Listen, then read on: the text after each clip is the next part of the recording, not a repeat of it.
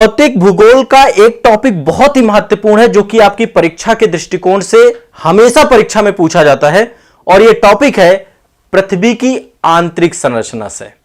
आज के सेशन में आप सभी पृथ्वी की आंतरिक संरचना समझ पाएंगे, जान पाएंगे और बहुत डिटेल से, बहुत समग्रता से परीक्षा के लिए जितना जरूरी है उतना सेलेक्टिव आपको यहां पे बता के जाऊंगा। इस टॉपिक से बहुत सारे प्रश्न आए हैं, इस टॉपिक से बहुत सारे प्रश्न पूछे जाते हैं, तो चलिए इस टॉपिक को आज हम रिवील करते हैं, बहुत अच्छे से इसको पढ़ाते हैं, एक एक चीज आपकी इसकी समझाते हुए जाते हैं। तो आज पृथ्वी के आंतरिक भाग को देखेंगे। देखिए आप देख पा रहे हैं, यह अर्थ है, पृथ्वी है और आपको ऊपर से देखने में तो ऐसा लग रहा है कि जलमंडल है, पानी है इसमें, है ना, वायुमंडल है और वायुमंडल में भी जैसे जैसे हम ऊपर जाते हैं तो टेम्परेचर आपका कम होता जाता है। हम रह रहे हैं तो सामान्य सा जीवन जी रहे हैं, लेकिन पृथ्वी अंदर से कैसे दिखती है? पृथ्वी अंदर से आप देखेंगे तो पृथ्वी के अंदर आग ही आग है। गर्म गैस का गोला थी ये पहले, जब शुरुआत में थी, जब वायुमंडल का विकास हुआ धीरे धीरे धीरे लाखों वर्षों के परिणाम से आज जो है इसमें जल है, जीवन है और एक तरीके से गॉडीलॉक्स जोन में है जहां पर जीवन की संभावना है। तो पृथ्वी में जो जीवन की उत्पत्ति हुई है, लेकिन इसके जब अंदर में जाएंगे आप तो आप पाएंगे, देखिए ये ऊपर का क्षेत्र है जहां पे हम रहते हैं, ये पृथ्वी का अर्थ का जलमंडल है, जैवमंडल है, स्थल मंडल है ना, जहां पे हम रहते हैं। अब यदि हम पृथ्वी के अंदर जाना चाहें, आप देखिए ये है अर्थ, ये इसका बाहरी हिस्सा है, ये इसका बाहरी हिस्सा है। अब ये अंदर का हिस्सा है, आप देखिए अंदर के हिस्से में आग ही आग है। तो आज अंदर के हिस्से की कहानी पढ़ाने जा रहा हूं आपको, कोर के बारे में बताने जा रहा हूं, पृथ्वी के क्रस्ट, मेंटल और कोर, भूपर्पटी, मेंटल और कोर, तीनों के बारे में जानने का प्रयास करेंगे। कुछ इंपॉर्टेंट और बहुत ही शानदार, ये आप देख रहे हैं, ये वाली इमेज से आपको और स्पष्ट हो रहा होगा, ये पृथ्वी की सबसे बाह्य ऊपरी जो है परत है, आपकी सबसे बाह्य परत है, फिर उसके अंदर, फिर उसके अंदर, फिर उसके अंदर, और ये बाह्य परत है। ठीक है, तो अंदर आग ही आग है, ऊपर से जो ठंडा दिख रही है अंदर धधक रही है। जैसे जैसे पृथ्वी के अंदर जाते हैं टेम्परेचर बढ़ता जाता है, तापमान बढ़ता जाता है और पृथ्वी के जो आंतरिक भाग है उसको 3 बृहद खंडों में हम विभाजित कर सकते हैं। ठीक है, अभी मैं एक बार आपको दिखा देता हूं, 3 बृहद खंडों में विभाजित कर सकते हैं। देखिए सबसे अंदर वाले खंड को हम क्या बोलते हैं? कोर। ये 2 अंदर के हिस्से हैं, इसको कोर बोलते हैं। क्या बोलते हैं? कोर या क्रोड। ठीक है, कोर। दूसरी अवस्था यह है आपकी मेंटल, मेंटल। ठीक है, और तीसरा है आपका भूपर्पटी, इसी को क्रस्ट बोलते हैं, भूपर्पटी, या फिर इसी को हम बोलते हैं क्रस्ट। क्या बोलते हैं? क्रस्ट। ठीक है, क्रस्ट, मेंटल, कोर। अब देखो जो कोर है ये तो पृथ्वी का ऊपर वाला हिस्सा है बिल्कुल से। ठीक है, क्या है? पृथ्वी का सबसे ऊपरी भाग है। ठीक है, अब जैसे जैसे हम पृथ्वी के अंदर वाले हिस्से में जाते हैं तो पहले तो दाब बढ़ता जाता है, प्रेशर बढ़ता जाता है। जब दाब बढ़ता जाता है तो दाब बढ़ने के साथ साथ घनत्व भी बढ़ता जाता है, घनत्व बढ़ने के साथ साथ ताप भी बढ़ता जाता है, क्योंकि पृथ्वी के अंदर बहुत सारी रेडियो एक्टिव यहां पर जो है पदार्थ हैं, जिसके कारण से अपार ऊष्मा भी यहां पर होती है, तो ताप भी बढ़ता जाता है। तो पृथ्वी के अंदर चट्टानें पिघली हुई अवस्था में है। ठीक है, मेंटल में चट्टानें पिघली हुई अवस्था में है। और फिर आप देख रहे हैं आउटर कोर है, आउटर कोर पूरी तरीके से क्या है? द्रव है, लिक्विड है, आपका द्रव है, चट्टानें पूरी तरीके से पिघली अवस्था में है। और जो इनर कोर है ये आपका ठोस है। ये ठोस क्यों है? क्योंकि यहां पर भारी, क्योंकि पृथ्वी घूर्णन कर रही है। पृथ्वी क्या कर रही है? घूर्णन कर रही है। और पृथ्वी परिक्रमण भी कर रही है, सूर्य के चारों तरफ परिक्रमा लगाती है और अपने अक्ष पे घूमती है बहुत तेजी से। तो जो भारी पदार्थ हैं, भारी तत्व हैं, चाहे वो निकिल हो चाहे फेरस हो, वो आपके अंदर वाले हिस्से में जाकर के क्या हो गए हैं? यहां पर। तो ये आपका ठोस है आपका। ठीक है, अब समझने का प्रयास करते हैं यहां पर कि पृथ्वी की आंतरिक संरचना के जो प्रमुख पक्ष हैं। तो पहली बात, पृथ्वी की आंतरिक संरचना को यदि हम देखें, देखिए पृथ्वी के एक पर्टिकुलर हिस्से को, जैसे लाइक आप देखते हैं ना, एक हिस्से को हम जो है यहां पर इसकी जो है, देखिए हमने किया क्या है, जैसे मैं आपको सिंपल से बता देता हूं। इसके जो बच्चे नए हैं, जिन्होंने कभी फिजिकल ज्योग्राफी नहीं पढ़ी, पृथ्वी की आंतरिक संरचना नहीं पढ़ी, उनके लिए मैं यहां पे बता रहा हूं। ये आपकी पृथ्वी है और पृथ्वी को मान लीजिए हम उसके एक हिस्से को देखते हैं, ये आपका केंद्र बिंदु है, तो उसके किसी एक हिस्से को हम लोग देखते हैं। तो एक हिस्से में देखेंगे तो सबसे ऊपर वाला ये वाला हिस्सा आपका क्या है? ये है आपका भूपर्पटी। क्या है? भूपर्पटी। अब इसकी कितनी मोटाई होती है, क्या क्या विशेषताएं होती हैं, कुछ चीजें मैं आपकी क्रस्ट की बताऊंगा। इसी को हम क्रस्ट कहते हैं, ठीक है, इसी को क्रस्ट कहते हैं। दूसरे नंबर पे है आपका मेंटल। मेंटल, ठीक है, थोड़ा पल्प नुमा होता है, चट्टानें पिघली हुई अवस्था में पाई जाती हैं। और सबसे अंदर है क्रोड। क्रोड, इसी को हम कोर बोलते हैं। एक मूवी भी बनी है द कोर, आप लोग कभी देखिएगा टाइम निकाल के, उसमें पृथ्वी की आंतरिक संरचना को ही दिखाया गया है, ठीक है।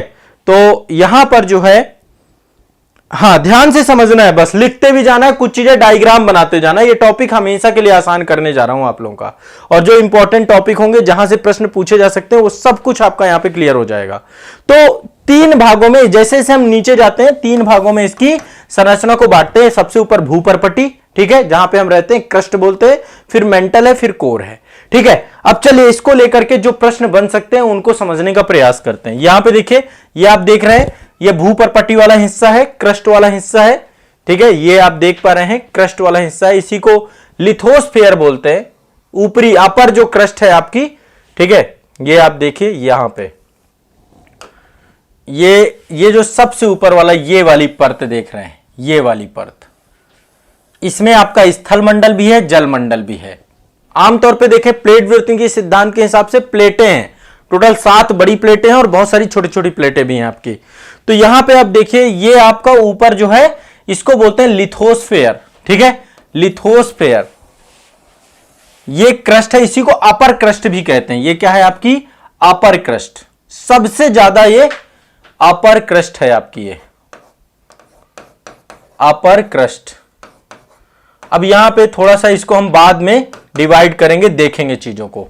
इसके बाद जस्ट इसके नीचे देखेंगे, यह है आपका एस्थनोस्फेयर, दुर्बलता मंडल भी बोलते हैं इसको, ठीक है। फिर आपका ये मेंटल है, मेंटल को भी 2 भागों में बांटते हैं, अपर मेंटल अलग है, मेंटल।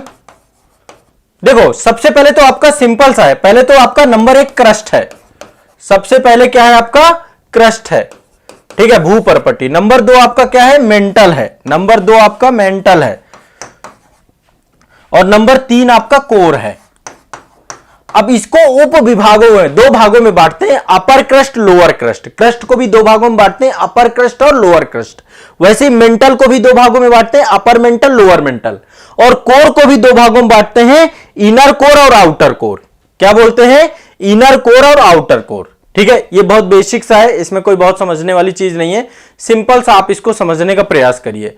अब देखो पहले मैं आपको एक यहां पे डायग्राम बनाऊंगा और मैं चाहूंगा कि आप लोग भी इस डायग्राम को मेरे साथ बना ले। ये डायग्राम मैं नया बनाऊंगा पूरी तरीके से, और यहां पे ट्रांजिशन जो असंबद्धताएं हैं, है ना, या कह सकते हैं कि ट्रांजिशन फेज है, उसको भी हम समझने का प्रयास करेंगे, ठीक। चलो अब एक डायग्राम बना रहा हूं, मेरे साथ साथ ये डायग्राम सभी को बनाना है, सभी छात्र इस डायग्राम को बनाएंगे, ठीक है। पृथ्वी की आंतरिक संरचना में हम एक हिस्सा ले रहे हैं ये, ठीक। चलिए अब यहां पे पहले इसको 3 भागों में विभाजित कर देते हैं, 3 भागों में, नंबर 1 नंबर 2, ठीक है। नंबर 1 आपका क्या है, ये नंबर 1 आपका है यहां पे भूपर्पटी, परपटी, या इसी को क्रस्ट कहते हैं। नंबर 2 आपका क्या है, ये आपका नंबर 2 है, यहां से यहां तक ये वाला हिस्सा आपका नंबर 2 है, और ये वाला हिस्सा आपका नंबर 1 है। नंबर 2 है आपका मेंटल, मेंटल,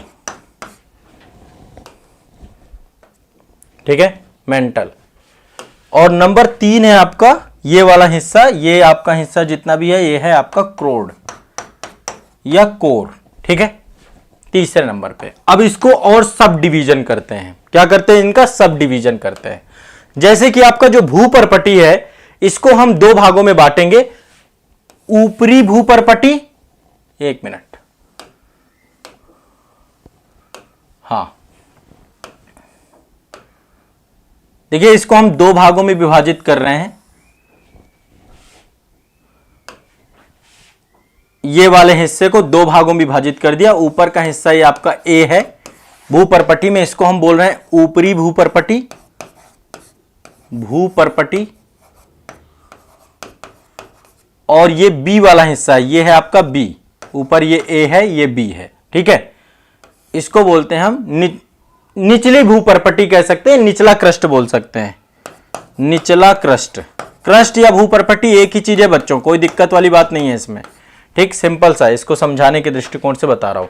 तो इसको हमने दो भागों में बांट दिया, कहिए तो मैं थोड़ा सा इसको और आप लोगों को, ये देखिए एक हिस्सा ये हो गया आपका, ठीक है, और दूसरा हिस्सा आपका ये हो गया, बस बस दूसरा हिस्सा ये हो गया, ठीक है। अब चलते हैं, मेंटल को भी दो भागों में बांट देंगे, मेंटल को भी दो भागों में बांट देंगे। मेंटल को हम दो भागों में विभाजित कर रहे हैं। मेंटल में भी आपका ऊपरी मेंटल और निचला मेंटल, ठीक है। यहां पर भी ए देख लेते हैं, यहां पे ए है आपका ये, और ये आपका बी है, ये है आपका ऊपरी मेंटल, ऊपरी मेंटल, और ये है आपका निचला मेंटल, निचला मेंटल। कोई दिक्कत, सिंपल सा है। इसमें भी हम जो है इसको भी, ये आप देख सकते हैं, और ये वाला हिस्सा,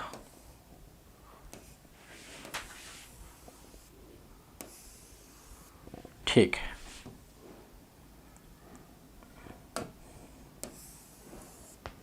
इसके बाद आपका नेक्स्ट ये है, कोर को भी दो भागों में बांट रहे हैं हम लोग, कोर को भी दो भागों में बांट रहे हैं। पहले इत्मीनान से बनाते हुए जाना, ये आपका ए है, ये आपका बी है। ए आपका जो है ये है अपर कोर कह सकते हैं, इसको बाहरी क्रोड बोल सकते हैं, क्या बोल सकते हैं, बाहरी क्रोड, बाहरी क्रोड, आउटर कोर बोलते हैं इसको, इंग्लिश में आउटर कोर या बाहरी कोर।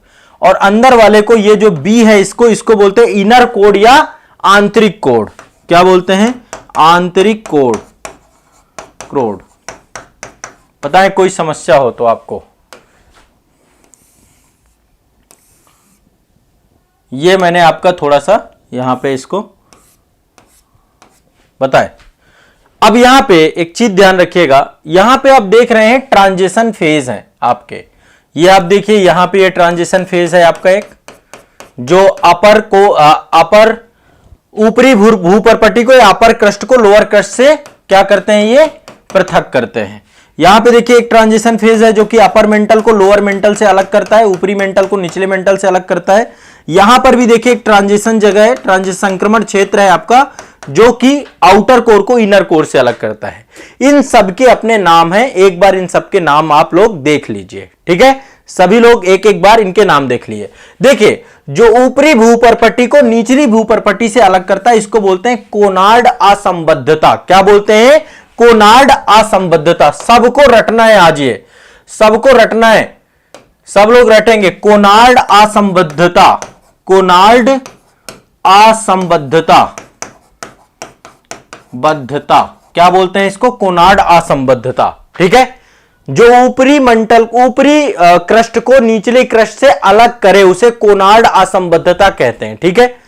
अब दूसरा, यहां पे एक चीज और देख पा रहे होंगे, यहां पे एक चीज और यहां पे हम देख लेते हैं। यहां पे देखिए क्रस्ट को भी मेंटल से अलग करने वाली एक असंबद्धता है। यहां पे ऊपर यहां तक देखिए, यहां तक तो आपका क्रस्ट है, यहां तक, और इसके बाद मेंटल चालू हो जाता है। तो क्रस्ट को मेंटल से अलग करने वाली भी असंबद्धता है, डिसकंटिन्यूटी है, जो आपका क्रस्ट को मेंटल से अलग करती है। इसको हम क्या बोलते हैं, इसको बोलते हैं मोहो असंबद्धता। क्या बोलते हैं इसको हम, इसका नाम है मोहो असंबद्धता।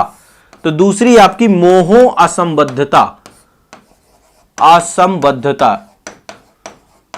आप खुद सोचिए ना, ऊपर क्रस्ट है ना, क्रस्ट को मेंटल से अलग करने वाली जो असंबद्धता है उसको हम बोलते हैं मोहो असंबद्धता, या एक तरीके से संक्रमण क्षेत्र है आपका ये, जहां से आपका क्रस्ट खत्म होता है और क्या चालू होता है, मेंटल चालू होता है, ठीक है। दूसरा ये ध्यान रखना है। अब इसके बाद यहां पे आप देख पा रहे हैं ये वाला हिस्सा, ये अपर मेंटल को लोअर मेंटल से अलग करता है। क्या करता है, अपर मेंटल को लोअर मेंटल से अलग करता है। इसको बोलते हैं रेपेटी असंबद्धता, रेपेटी असंबद्धता। ये आपका यहां पे रेपेटी असंबद्धता, क्या बोलते हैं इसको, रेपेटी असंबद्धता। तो जो अपर मेंटल को लोअर मेंटल से अलग करे उसका नाम है रेपेटी असंबद्धता, ठीक है। अब इसके बाद तीसरा आप देखते हैं, यहां पे मेंटल को कोर को अलग कर रहा है, ठीक है। मेंटल और कोर के बीच में भी एक डिसकंटिन्यूटी है। यहां पे देखिए मेंटल और कोर के बीच में ये डिसकंटिन्यूटी है आपकी। समझ पा रहे हैं? इसमें कोई दिक्कत तो नहीं, कोई डाउट तो नहीं है?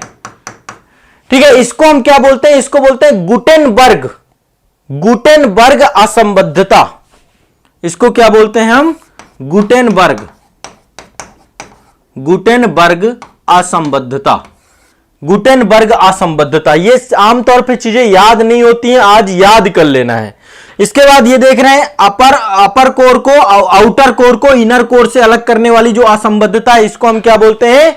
लहमैन असंबद्धता, लहमैन असंबद्धता, लहमैन असंबद्धता। बताएं कोई दिक्कत हो? लहमैन असंबद्धता। तो नंबर 1 आपकी है कोनार्ड असंबद्धता। कोनार्ड आपका जो ऊपरी भूपरपट्टी है और निचली भूपरपट्टी है उसके बीच में आपकी कोनार्ड असंबद्धता है। ऊपरी कृष्ठ को निचले कृष्ठ के बीच में है आपकी कोनार्ड असंबद्धता। ठीक है, दूसरे नंबर पे आपकी है मोहो असंबद्धता। मोहो असंबद्धता आपकी क्या करती है? जो निचला क्रस्ट है, या कह सकते हैं क्रस्ट को मेंटल से अलग करती है। इतना ही आप याद कर लीजिए, क्रस्ट को मेंटल से। या देखा जाए तो ये निचला क्रस्ट है, ये ऊपरी मेंटल है, तो निचला क्रस्ट और ऊपरी मेंटल के बीच की जो असंबद्धता है मोहो असंबद्धता कहते हैं। इसके बाद अपर मेंटल को लोअर मेंटल से अलग करने वाली असंबद्धता को क्या कहते हैं? रेपेटी असंबद्धता कहते हैं। और इसके बाद जो आपका मेंटल को कोर से अलग करने वाली असंबद्धता, या फिर कहें ये निचला मेंटल है और ये आउटर कोर है, इसके बीच में जो असंबद्धता है उसको हम गुटेनबर्ग कहते हैं। और आउटर कोर को इनर कोर से अलग करने वाली जो असंबद्धता उसको लहमन कहते हैं।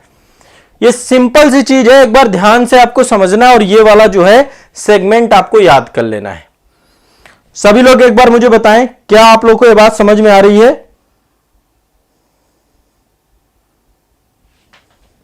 हाँ, मैंने क्लास में भी इसको अच्छे से ही पढ़ाया है।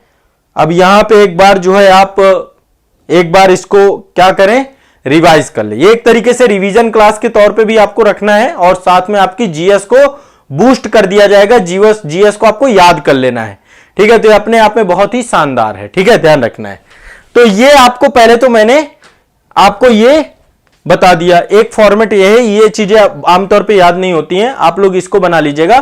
तो एक तो आपको ये याद करना है क्रस्ट मेंटल कोर, फिर क्रस्ट मेंटल कोर को भी 2 भागों में बांट दिया, ऊपरी क्रस्ट और निचली क्रस्ट। ऊपरी और निचली क्रस्ट के बीच में जो डिसकंटिन्यूटी है, असंबद्धता, उसको कोनार्ड असंबद्धता कहते हैं। फिर इसके बाद क्रस्ट के बाद मेंटल, तो मेंटल और क्रस्ट के बीच की असंबद्धता को मोहो असंबद्धता कहते हैं। फिर इसके बाद अपर मेंटल और लोअर मेंटल, इनके बीच की असंबद्धता को रेपेटी कहते हैं। फिर मेंटल और कोर के बीच की असंबद्धता को गुटेनबर्ग कहते हैं। फिर आउटर कोर और इनर कोर के बीच की असंबद्धता को लहमन कहते हैं। बहुत नॉर्मल चीज है, रट गया होगा मुझे जहां तक लगता है। अब एक एक करके देखते हैं। पहले देखते हैं भूपरपट्टी के बारे में। जो आपका ये ऊपरी वाली भूपरपट्टी है क्रस्ट। देखिए, क्रस्ट का जो औसत घनत्व होता है, जो अपर क्रस्ट है आपका, आमतौर पे देखा जाए तो इसका जो औसत घनत्व होता है वो होता है 2.8। ठीक है, और जो निचला क्रस्ट है, जब अपर क्रस्ट के का औसत घनत्व 2.8 होता है, निचले क्रस्ट का जो आपका औसत घनत्व वो 3 होता है, 3.0। जैसे जैसे हम नीचे जाएंगे आपका घनत्व बढ़ता जाएगा। क्या बढ़ता जाएगा? घनत्व बढ़ते जाएगा। क्यों बढ़ता जाएगा? क्योंकि दबाव बढ़ता जाता है, दाब बढ़ता जाता है, प्रेशर बढ़ता जाता है। तो जैसे जैसे प्रेशर बढ़ेगा वैसे वैसे घनत्व भी आपका क्या होता जाएगा? घनत्व भी बढ़ता जाएगा। किसी भी पदार्थ का जब उसमें दबाव लगाते हैं, दाब लगाते हैं, तो घनत्व बढ़ता है। ठीक है, तो ये ध्यान रखिएगा। एक चीज तो आपको ये याद रखना है कि जो आपका भूपरपट्टी है इसका घनत्व कितना है? 2.8, और ये निचले क्रस्ट में लगातार बढ़ती जाती है, क्योंकि घनत्व में यह अंतर दबाव के कारण आ जाता है। दबाव बढ़ता है तो घनत्व बढ़ता है। जैसे जैसे हम नीचे जाएंगे ये बढ़ने लग जाएगा। ठीक है, दूसरी बात, अपर क्रस्ट और निचले क्रस्ट के बीच में कौन सी डिसकंटिन्यूटी है, कौन सी असंबद्धता है? कोनार्ड असंबद्धता। ये बहुत सिंपल से ध्यान में रखना है। जो भूपरपट्टी है आपकी क्रस्ट है, इसका निर्माण हुआ है सिलिका और एल्युमिनियम से। किससे? सिलिका और एल्युमिनियम से। इसलिए इसको सियाल भी कहा जाता है, सियाल भी कहा जाता है। यहां पर सिलिका और एल्युमिनियम सबसे ज्यादा है। क्या है? सिलिका और एल्युमिनियम। क्या है? सिलिका और एल्युमिनियम। एक चीज और ध्यान रखिएगा, जो क्रस्ट का महाद्वीपीय भाग है, जहां पे महाद्वीप हैं आपके, है ना, महाद्वीप जहां पर हैं, उनकी जो है वहां पर आपकी क्रस्ट की मोटाई कितनी होती है? 30 किलोमीटर। ठीक है, मैं एक बार इस मानचित्र से आपको दिखा देता हूं। देखिए यहां पर देखिए क्रस्ट को यहां पे देखेंगे। क्रस्ट, एक बार ये वाला मानचित्र बहुत इत्मीनान से देखिएगा। ठीक है, ये क्रस्ट है आपकी, और यहां पे आप पाएंगे ठीक है, यहां पे आप पाएंगे ये ऊपर वाला जितना भी हिस्सा ये आपका क्रस्ट है। ठीक है, एक मिनट, हाँ ये देखिए आप, तो यहां पर देखिए ये वाला हिस्सा, ये हिस्सा यहां पे तो देखिए ये ज्यादा, क्योंकि स्थल भाग में क्या है, उच्चावच बहुत ज्यादा है, समुद्र तल से ऊंचे भी होते हैं। तो जो आपका स्थल भाग है, स्थल भाग की जो क्रस्ट है, महाद्वीपीय भाग की जो क्रस्ट है, वो लगभग 30 किलोमीटर की उसकी मोटाई होती है। कितनी होती है? 30 किलोमीटर मोटाई होती है। कितनी होती है? 30 किलोमीटर, ठीक है, मोटाई होती है। और जो आपका महासागरीय क्रस्ट है, आपकी महासागरीय भूपरपट्टी है, जहां पे महासागर हैं, उसकी बात करें तो वो आपकी टोटल 5 किलोमीटर होती है। तो क्रस्ट की मोटाई महासागर में कम होती है और स्थल भाग में ज्यादा होती है। सिंपल सी बात यह है। अब देखो, जो महाद्वीपीय क्रस्ट है ये आपकी हल्की होती है, क्योंकि ग्रेनाइट की परत होती है। किससे बनती है ये? महाद्वीपीय क्रस्ट आपकी ग्रेनाइट की चट्टानें होती हैं, ग्रेनाइट से बनती है, ग्रेनाइट से। और वही जो महासागरीय क्रस्ट है ये आपकी बेसाल्टिक होती है, बेसाल्टिक चट्टानों से बनती है। ठीक है, तो इसका घनत्व तो ज्यादा होता है इसकी तुलना में, इसीलिए ये हल्की होती हैं, ऊपर आ जाती है, और ये नीचे होती है। महासागरीय जो आपकी प्लेट होती है वो काफी भारी होती हैं। हमेशा महासागरीय प्लेट ही सबडक्ट होती है, नीचे जाती है। महाद्वीपीय प्लेट आपकी सबडक्ट नहीं होती कभी भी। तो यहां पे क्या रखना है? महाद्वीपीय क्रस्ट आपकी कैसी है? ग्रेनाइट की परत की है, और महासागरीय की परत आपकी बेसाल्टिक है। ये दिमाग में बैठा के रखना है। ठीक है, और एक चीज और दिमाग में रखना है कि महासागरीय क्रस्ट का घनत्व तो ज्यादा होता है, महाद्वीपीय क्रस्ट का घनत्व तो कम होता है। यानी महाद्वीपीय भूपरपट्टी जो होती है वो हल्की होती है महासागरीय भूपरपट्टी की तुलना में, क्योंकि उसकी डेंसिटी आप खुद देखिए ना। एक बड़ी सी नाव, लकड़ी का एक बड़ा सा टुकड़ा जो है जल में तैरता रहता है, और पानी जो है लोहे की एक छोटी सी कील डूब जाती है। उसके पीछे का रीजन क्या है? आपका घनत्व ही तो है। जब घनत्व ज्यादा होगा तो महासागरीय जो आपकी प्लेट है बेसाल्टिक चट्टानों से बनती है, इसका घनत्व ज्यादा होता है, इसलिए ये नीचे रहती है आपकी। और ये जो है आपकी ग्रेनाइट चट्टानों से बनती है, और इसका घनत्व महासागरीय की तुलना पे कम होता है, इसलिए ऊपर रहती है, ऊपर फ्लोट करती रहती है। ठीक है, जब आपको प्लेट व्युत्पन्न की सिद्धांत पढ़ाऊंगा तो ये आपको चीजें और क्लियर हो जाएंगी और स्पष्ट हो जाएंगी। तो एक बात आपको ये भी ध्यान में रखना है। ठीक है, स्पष्ट है? तो पहला तो आपका हो गया क्रस्ट, दूसरा है मेंटल। दूसरा हिस्सा आपका मेंटल का है। ये अब हम आपको इसको कंप्लीट खत्म। अब नेक्स्ट बात करते हैं मेंटल की। ये आप देख पा रहे हैं, ठीक है। मेंटल लाइक यहां पे चट्टानें पहली बात पिघली हुई अवस्था में पाई जाती हैं। ठीक है, कहां पे? पिघली हुई अवस्था में। और मेंटल आपका जो है दो भागों में है, मैंने आपको बताया था, अपर मेंटल और लोअर मेंटल। तो अपर मेंटल आपका लगभग ये 70 किलोमीटर से स्टार्ट होकर के 400 किलोमीटर तक है। ये 70 किलोमीटर से लेकर के 400 किलोमीटर तक आपका क्या है? अपर मेंटल है, अपर मेंटल है आपका। ठीक है, और उसके बाद जो है आपका ये पूरा जो है लगभग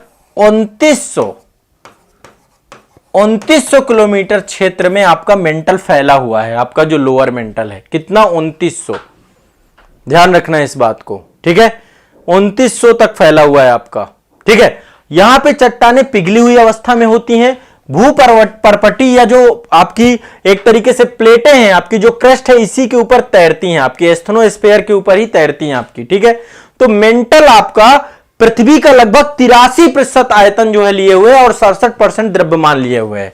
मेंटल 83% आपका आयतन लिए हुए हैं, आयतन लिए हुए हैं, वॉल्यूम टोटल पृथ्वी का सबसे बड़ा हिस्सा मेंटल ही है, और लगभग 67% हिस्सा इसका द्रव्यमान लिए हुए, 76% इसका द्रव्यमान है। पृथ्वी के टोटल मास का जो है मेंटल सबसे बड़ा हिस्सा है। 83% वॉल्यूम है यहां पे, और यहां पे गैसें बहुत सारी पाई जाती हैं, रेडियो एक्टिव पदार्थ बहुत पाए जाते हैं, चट्टानें पिघली हुई अवस्था में पाई जाती हैं। ठीक है, तो ये आपको एक बार ध्यान रखना है, इस बात से क्वेश्चन पूछे जा सकते हैं। बाकी मैंने आपको बताया कि ऊपरी मेंटल और निचले मेंटल के बीच में एक असंबद्धता पाई जाती है, जिसको रेपटी असंबद्धता कहते हैं। क्या बोलते हैं? रेपटी असंबद्धता कहते हैं, और इसके बारे में आपको मैंने पहले ही स्पष्ट कर दिया है। ठीक है, यहां पर आप देखिए, ये आप देखिए, और भूपरपट्टी जो आपकी है, जो आपकी निचली क्रस्ट है और अपर मेंटल है, दोनों के बीच में पाई जाने वाली भू असंबद्धता को मोहो असंबद्धता कहते हैं। ठीक है, मोहो असंबद्धता कहते हैं, डिसकंटिन्यूटी कहते हैं ये। तो यहां पर जो चट्टानें पाई जाती हैं एक तरीके से लाइक आप देखते हैं ना पल्प नुमा होती हैं। पल्प नुमा मतलब जैसे कि आप देखते हैं ना कोई भी फल होता है, जैसे मान लीजिए आम है आपका, जब वो पक जाता है तो वो तो पूरी तरीके से लिक्विड नहीं होता है, वो पल्प नुमा जो है गूदे नुमा चीजें होती हैं, वैसे चट्टानें यहां पर पिघली अवस्था में पाई जाती हैं। ठीक है, यहां पे संवहनीय धाराओं का भी निर्माण होता है जो कि एक ड्राइविंग फोर्स का काम करती हैं, जो प्लेटें आपकी एक दूसरे के साथ अभिसरण करती हैं, एक दूसरे के दूर जाती है। तो वो आपको मैं बाद में पढ़ाऊंगा संवहनीय धारा क्या है, संवहनीय धारा सिद्धांत जब प्लेट विवर्तनिकी पढ़ेंगे वहां पर हम समझने का प्रयास करेंगे। ज्यादातर भूकंप इसी क्षेत्र में आते हैं, भूकंप यहीं पे आते हैं, यहीं से मैग्मा जो है ऊपर जाता है और ज्वालामुखी भी इसी क्षेत्र से उद्गमित होते हैं, इसी क्षेत्र से बनते हैं। ठीक है, और मेंटल में ज्यादातर आपका सिलिका और मैग्नीशियम, ठीक है, सबसे ज्यादा इसका निर्माण सिलिका और मैग्नीशियम से हुआ है, इसलिए इसे सीमा कहते हैं। सिलिका और मैग्नीशियम यहां पर ज्यादा मात्रा में पाई जाती है, इसलिए इसको सीमा कहते हैं। ठीक है, ये भी आपको दिमाग में बैठा लेना है, इससे भी प्रश्न आपके पूछे जाएंगे। अब इसके बाद तीसरा है आपका कोर। ठीक है, क्रस्ट हो गया, मेंटल हो गया, कोर हो गया। ठीक है, तीसरे में आते हैं कोर। अब कोर के साथ क्या है ये आप देख पा रहे हैं, कोर का जो ये भी आपके दो भागों में बटी हुई है। ठीक है, दो भागों में, पहले ऊपर यहां पे आउटर कोर है आपकी, ये पूरी आउटर कोर है और ये इनर कोर है।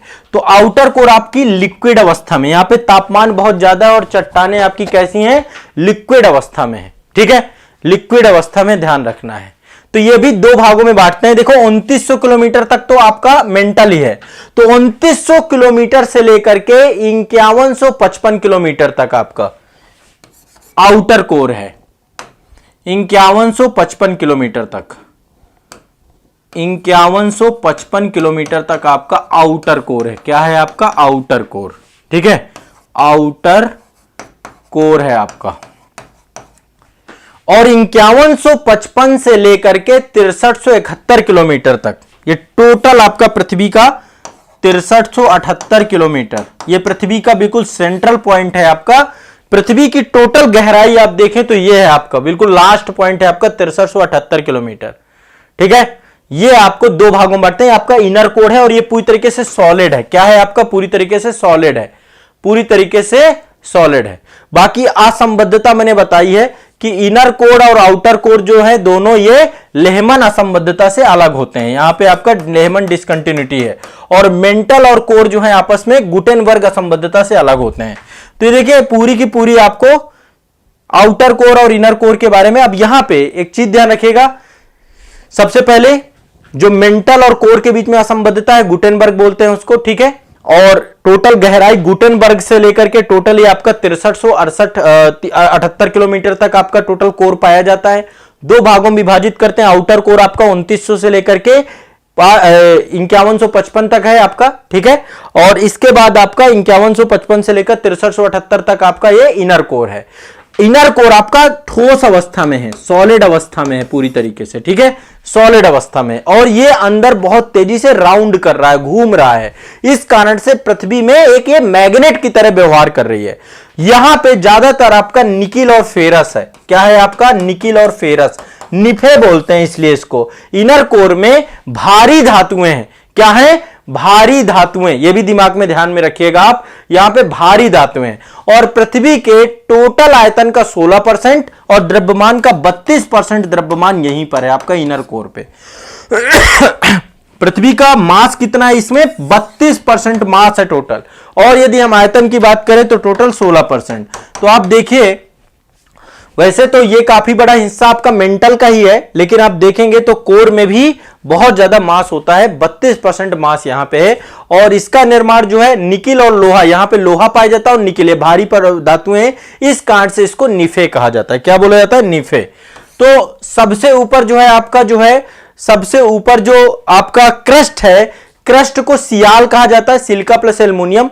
सीमा कहा जाता है आपका ये मेंटल वाला हिस्सा, यहां पे सिलिका और मैग्नीशियम, और आपका निफे आपका निकिल और फेरस यहां पे इनर कोर पे पाए जाते हैं, तो इसको निफे कहा जाता है। ये आपको एक ध्यान रखना है। ठीक है, अब एक क्वेश्चन और पूछा जाता है कि संपूर्ण पृथ्वी में कौन कौन से तत्व पाए जाते हैं, कौन कौन सी धातुएं सबसे ज्यादा पाई जाती हैं पूरी पृथ्वी में। संपूर्ण पृथ्वी में कौन कौन सी धातुएं पाई जाती हैं, ये आपको रटना है। संपूर्ण पृथ्वी में कौन कौन सी धातुएं पाई जाती है? तो सबसे पहली बात, नंबर 1 सबसे ज्यादा पाया जाता है लोहा। क्या पाया जाता है? लोहा। टोटल 35% लोहा है पूरी पृथ्वी में। कितना है? 35%। दूसरे नंबर पे है ऑक्सीजन। ऑक्सीजन 30% आपका ऑक्सीजन है। तीसरे नंबर पे है आपका सिलिका। यह ध्यान रखना है, सिलिका, सिलिका या सिलिकॉन। नंबर 3 है आपका सिलिकॉन। सिलिकॉन है आपका 15%। ठीक है। और सिलिकॉन के बाद है मैग्नीशियम और फिर है निकेल। मैग्नीशियम और फिर है आपका 5वें नंबर में निकेल। तो ये सबसे ज्यादा पाई जाने वाली धातुओं का क्रम है। मैग्नीशियम 13% पाया जाता है और निकेल जो है आपका 2.4% है। तो ये पूरे पृथ्वी का क्या है? एक आपका जो है क्रम है कि कौन कितनी पाई जाती हैं। अब देखिए एक क्वेश्चन और पूछता है कि चलिए ये तो हो गया संपूर्ण पृथ्वी में, क्रस्ट में कौन से तत्व पाए जाते हैं सबसे ज्यादा? क्रस्ट में, भूपरपटी में, क्रस्ट में सबसे ज्यादा भूपरपटी में पाई जा रही है। तो पूरी पृथ्वी का है ना, इसमें आपका क्रस्ट भी है, मेंटल भी है, कोर है, सबको जोड़ के रखते हैं। अब क्रस्ट में पाई जाने वाली सबसे नंबर 1 है ऑक्सीजन। ऑक्सीजन सबसे ज्यादा पाई जाती है क्रस्ट में और यह है आपकी 46% के आसपास। कितनी है? 46.8, लगभग 47% है आपकी ऑक्सीजन। नंबर 2 पे है सिलिकॉन। नंबर 2 पे है आपका सिलिकॉन, भूपरपटी में पाया जाने वाला सिलिकॉन आपका है 27.7%। ये लिस्ट बना लेना आप। तीसरे नंबर पे एल्युमिनियम। तीसरे नंबर पे आपका एल्युमिनियम। एल्युमिनियम पाया जाता है 8.1%। 8.1%। इसके बाद है आपका लोहा क्रस्ट में। समझिए पृथ्वी के, एक मिनट,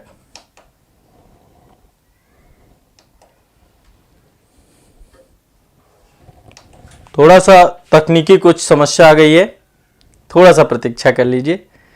समझ में आ रहा है आप लोगों को?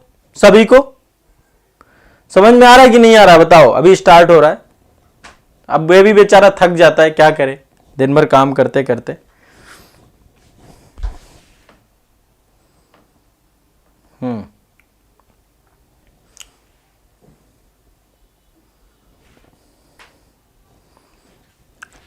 समझ में आ रहा है आप लोग?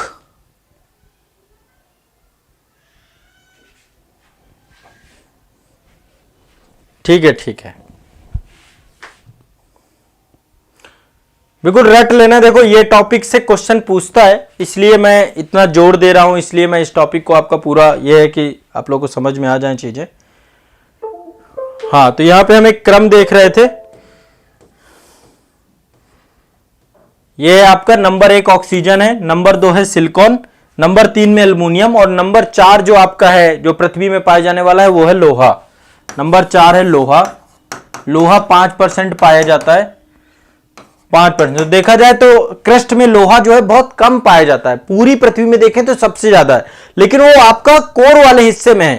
ठीक है, लोहा आपका कहां पे? कोर वाले हिस्से में। अब वहां से थोड़ा माइनिंग हो सकती है। और फिर है आपका कैल्शियम, 5वें नंबर पे है कैल्शियम। कैल्शियम, ठीक है, इसकी मात्रा है आपकी 3.6। बाकी फिर बहुत सारे तत्व हैं जो कि पृथ्वी में पाए जाते हैं। ठीक है, तो ध्यान रखिएगा लोहा से ज्यादा एल्युमिनियम पाया जाता है क्रस्ट में। तीसरे नंबर पे एल्युमिनियम है। तो ये क्रम पूछा जा सकता है आपसे। संपूर्ण पृथ्वी में नंबर 1 लोहा, फिर ऑक्सीजन, फिर सिलिकॉन, फिर मैग्नीशियम, फिर निकेल। और यहां पे क्रस्ट में सबसे ज्यादा ऑक्सीजन, फिर आपका सिलिकॉन, फिर एल्युमिनियम, फिर लोहा। चौथे नंबर पे है लोहा। स्पष्ट है? ठीक है, तो ये आपका भूपरपटी से जुड़ी हुई, पृथ्वी की आंतरिक संरचना से जुड़ी हुई कुछ महत्वपूर्ण बातें थी जो आप लोगों को बताना था। ठीक है, अब देखिए एक बार यहां पे और समझ लीजिए कि पृथ्वी की जैसे जैसे हम आपके अंदर जाते हैं, जैसे जैसे हम गहराई में जाते हैं, वैसे वैसे पृथ्वी का घनत्व बढ़ता जाता है। जो आपका ये ऊपरी अपर क्रस्ट है, अपर क्रस्ट है जो आपकी यहां पे तो घनत्व रहता है 2.9। रुक जाइए, इसको थोड़ा सा और, हाँ, ये वाला जो हिस्सा है यहां पे तो रहता है आपका 2.9। ठीक है, फिर जैसे ही हम जो है लोअर क्रस्ट में जाते हैं, यही आपका 3 हो जाता है।